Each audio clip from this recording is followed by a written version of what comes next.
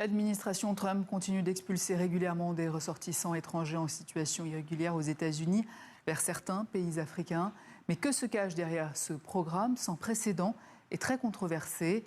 Golnouch Barzegar et Florian Gauthier nous détaillent tout cela.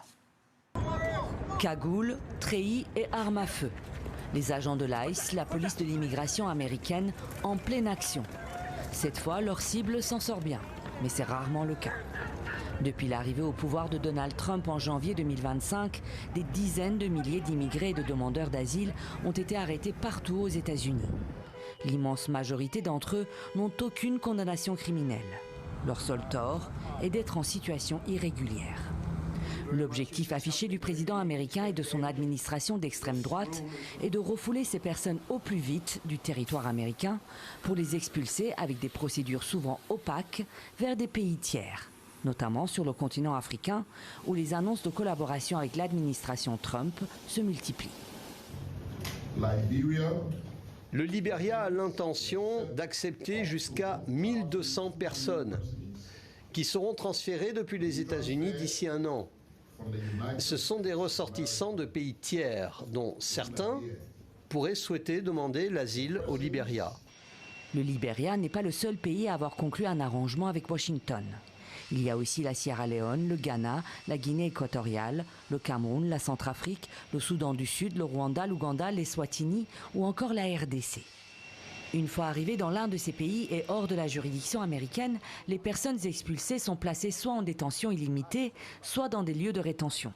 Parfois, elles sont renvoyées une nouvelle fois, soit vers un autre pays tiers, soit vers leur pays d'origine, même si elles risquent d'y être menacées, persécutées ou exécutées. Un dispositif controversé d'un point de vue légal et humanitaire est dénoncé par les avocats aux États-Unis, comme dans les pays tiers où plusieurs actions en justice sont en cours. Il faut de meilleures règles régissant ce type d'expulsion et nous voulons obtenir une ordonnance de réparation pour les violations des droits de l'homme qu'il y a eu.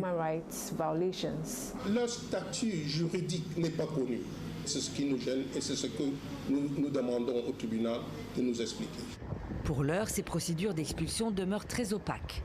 Peu d'informations sont disponibles sur le nombre, le statut et les conditions de vie des immigrés déportés contre leur gré. Et les gouvernements des pays tiers demeurent très discrets sur les contreparties offertes par Washington en échange de ces accords d'expulsion. Le Ghana n'a ni reçu ni cherché à obtenir quelconque compensation financière ou avantage matériel lié à cette entente. Seulement, selon un rapport publié en février par le Sénat américain, le Rwanda, l'Eswatini et la Guinée équatoriale ont chacun reçu entre 5 à 7 millions de dollars pour l'expulsion d'une poignée d'immigrés. Coût de l'opération pour les États-Unis, jusqu'à 1 million de dollars par immigré expulsé. Selon les pays, Washington a également brandi la menace de restriction de visa ou la promesse de contrats commerciaux alléchants pour inciter les gouvernements africains à accepter les immigrés déportés. Une situation dénoncée par nombre d'acteurs locaux. La RDC n'est pas un laboratoire d'expérimentation de politique internationale des États-Unis. La RDC a déjà des problèmes, il ne faut pas qu'on crée d'autres problèmes à la RDC en prenant ces gens-là. Le nombre d'immigrés arrêtés par l'ICE est passé d'un peu plus de 10 000 avant l'élection de Donald Trump à plus de 65 000 en juillet cette année. Et de ce programme, on en parle avec Seydi Gassama. Bonsoir, vous êtes directeur exécutif d'Amnesty International Sénégal. Que pensez-vous de cette politique de Donald Trump d'expulser des migrants vers des pays africains ?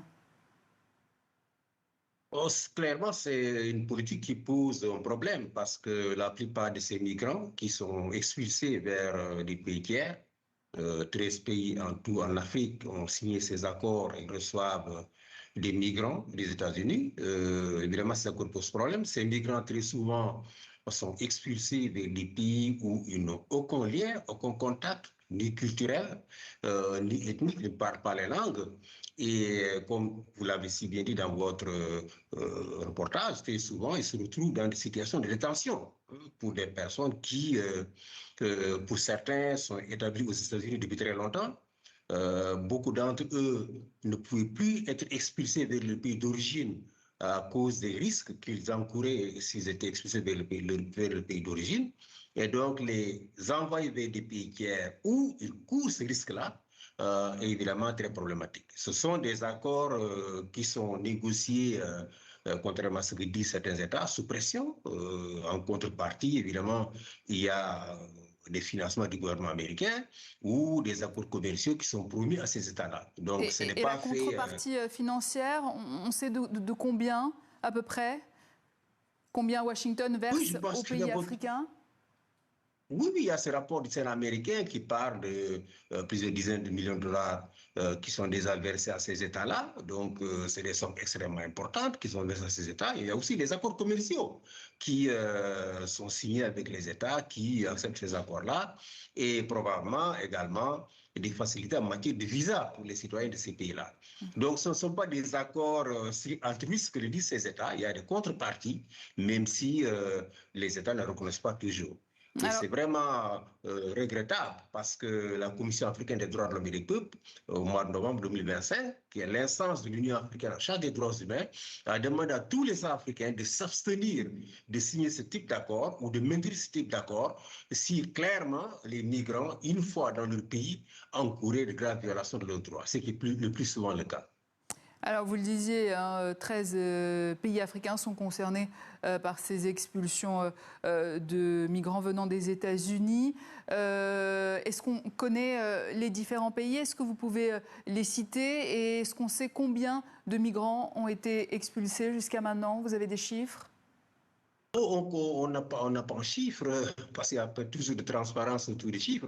Les 13 pays africains, ils partent des pays d'Afrique de l'Ouest, comme le Ghana, la Sierra Leone, le Libéria, en Afrique centrale, le Cameroun, l'Eswatini en Afrique australe, le Rwanda, le Burundi, la RDC, voilà, en tout 13 pays. Et comme vous le voyez dans la liste, la plupart de ces pays ne sont pas des pays stables, c'est des pays qui sont en conflit. Certains de ces États sont des États très peu démocratiques, où le respect des droits humains pour les citoyens eux-mêmes est très critiqué. Si en plus on y envoie des migrants contre leur volonté, donc des gens qui sont susceptibles d'entreprendre des mouvements de protestation, on imagine facilement le sort qui va leur être réservé dans ces pays-là. Et dans les pays africains qui reçoivent ces migrants expulsés par Washington, comment est perçue cette opération? Clairement, la société civile et la population en général ne perçoivent pas très bien ces expulsions. Ce sont des pays très pauvres la plupart du temps qui ont des difficultés à accueillir des réfugiés venant d'autres pays de la sous-région et qui acceptent d'accueillir des Afghans, des Pakistanais, des personnes qui n'ont aucun lien culturel avec l'Afrique, qui n'ont aucun attachement familial dans ces pays-là. Et donc, clairement, ce n'est pas bien vu de la population de la société civile. Et quel est le message d'Amnesty International à l'administration Trump concernant sa politique? C'est qu'il faut que les États-Unis assument leurs responsabilités en matière d'accueil des réfugiés et des demandeurs d'asile. Les États-Unis ont signé toutes les conventions internationales en matière d'accueil des réfugiés et des demandeurs d'asile. Et donc, les États doivent respecter leurs obligations et non pas se décharger sur des États pauvres sur lesquels elles font pression pour accueillir ces réfugiés-là. Donc, aucun État en Afrique ne devrait accepter ces accords-là, comme l'a si bien dit la Commission africaine des droits de l'homme et des peuples. Aucun État africain ne devrait accepter ces accords-là. Merci Seydi Gassama. Je rappelle que vous êtes directeur exécutif d'Amnesty International Sénégal.